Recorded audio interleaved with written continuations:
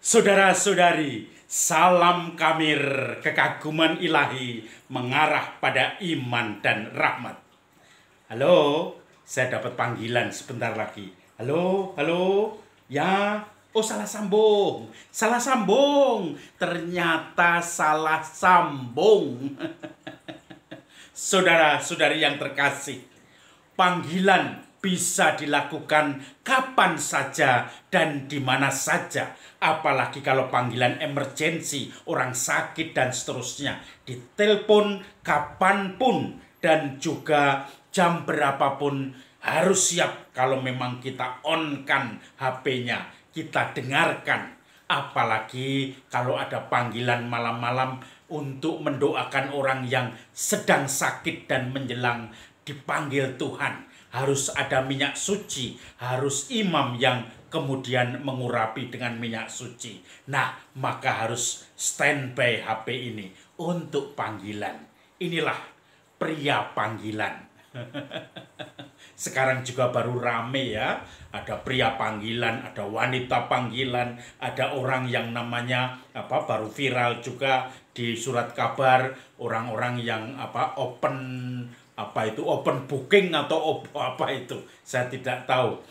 Tapi intinya adalah yang kemudian ada pekerjaan baru, mucikari.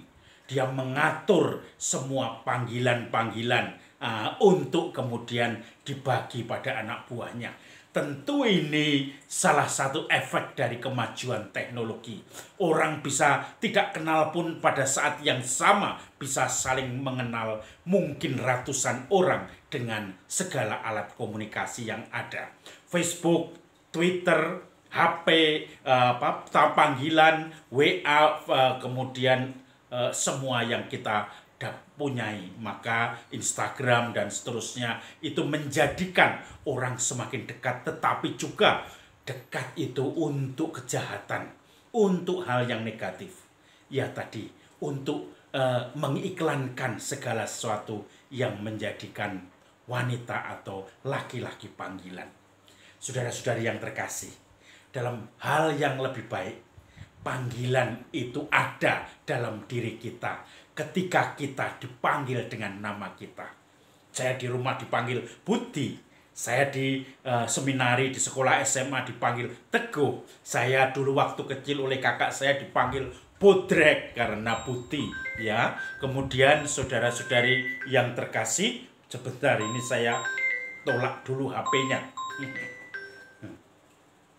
Nah, saudara-saudari yang terkasih, saya minta maaf karena ada panggilan ini, tetapi panggilan yang sesungguhnya yang sedang kita bahas tadi. Maka saya matikan karena saya sedang membuat kamir.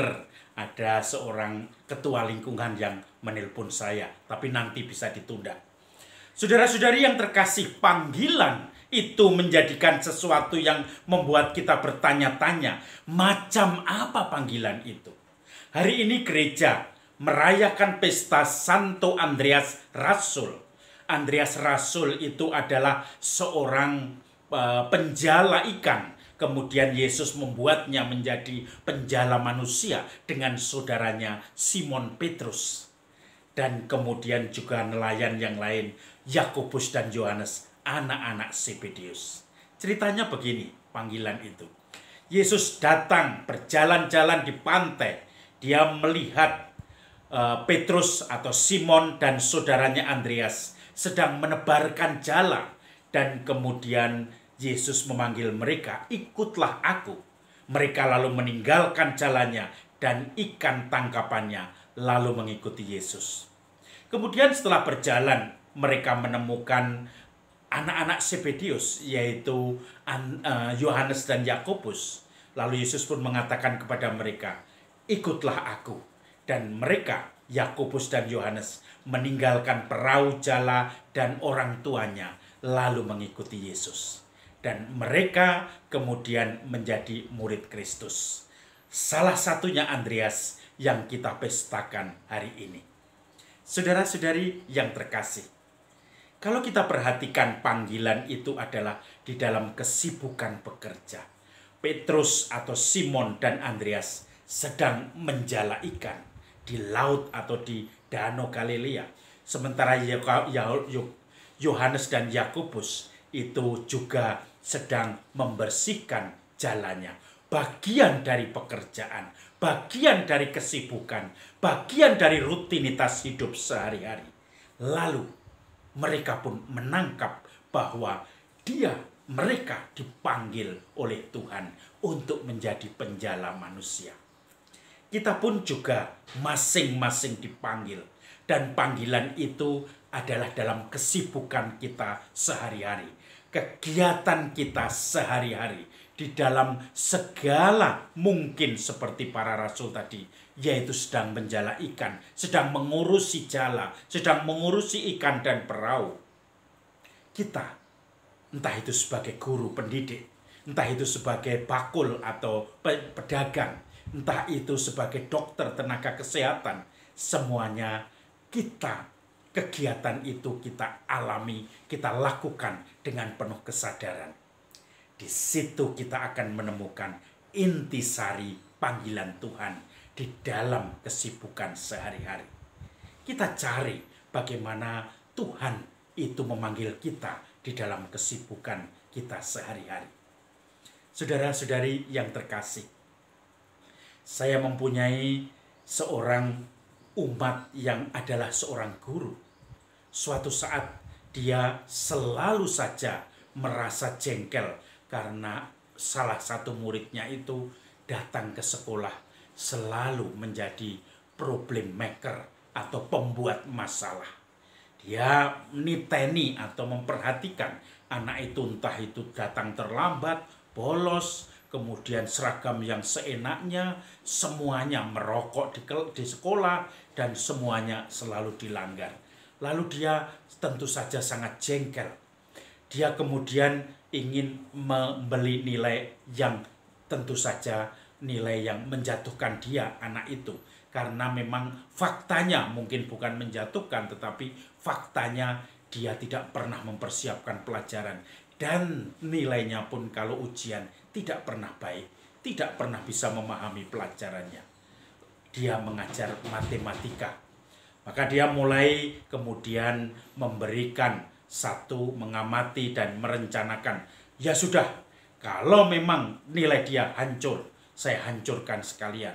Tetapi yang lain itu walaupun nilainya juga sama dengan dia, tetapi masih ditolong karena tingkah laku sehari-harinya baik. Saya rasa ini suatu pertimbangan yang nalar, yang cocok atau yang masih bisa diterima. Tetapi begitu dia tahu bagaimana latar belakang siswa tadi, tiba-tiba dia merasa berubah, merasa terpanggil untuk menolong anak itu. Bukan rasa benci lagi, tetapi kasihan. Ternyata keluarganya amburadul, ternyata dia pun harus berjuang untuk bisa sekolah, harus bisa mendapatkan uang untuk membayar SPP yang sering terlambat. Tetapi di sisi lain juga sering dia bolos karena ternyata bolosnya itu mungkin sudah tidak membutuhkan sekolah, tetapi dia harus bekerja untuk mendapatkan uang yang instan. Maka anak seperti ini adalah rawan terhadap manipulasi orang lain. Karena itu dia merasa harus didampingi, bahkan harus dibantu di dalam pelajarannya. Dia terpanggil sebagai guru untuk sungguh-sungguh melakukan sebagai panggilan guru yang benar-benar pendidik. Bukan menghukum, bukan membenci, tetapi mencintai, membuka masalah-masalah yang kemudian akhirnya bisa membuat anak itu semakin merasa dicintai dan diterima. Salam Kamir, kekaguman ilahi mengarah pada iman dan rahmat. Sudah mati karena tadi ditelepon. Salam Kamir.